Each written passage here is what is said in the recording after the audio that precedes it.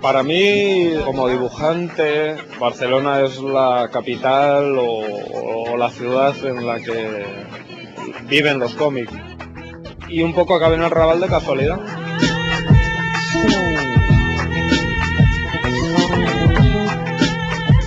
No tengo carnet de conducir, me gusta pasear más que el transporte.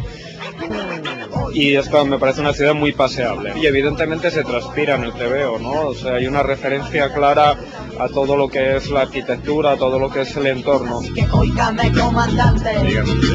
Yo soy soldado raso de rimas de elefante. Cogí una libreta y me pasé mes y medio todas las mañanas de cafés por todo el barrio. Paraba en la esquina de un bar y decía, coño, pues esta es la escena perfecta para que se encuentren el personaje con el otro, tal.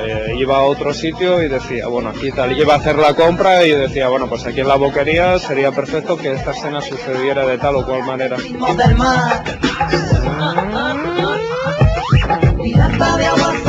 Los personajes de Wake Up yo creo que son gente muy acordes con los tiempos que corren. Son personajes que tienen tiempo para aburrirse, ¿no?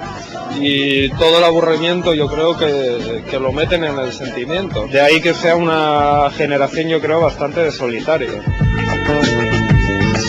Mario, el protagonista, es un hombre que disfruta de un año y pico de paro, o que tiene unos meses de paro lo suficiente como para decidir que quiere ser escritor sin llegar a escribir nunca nada, ¿no?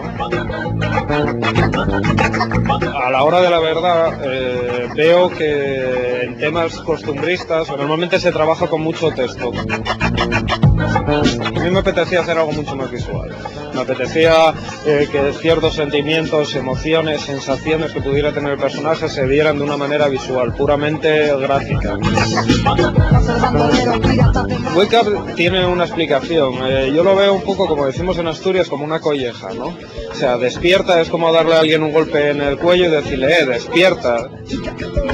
El título en inglés es por el graffiti, pero también representa lo efímero, ¿no? Lo que se va a pintar, lo que se va a derruir, lo que tarde o temprano va a cambiar, es la relación que yo hago con el Raval.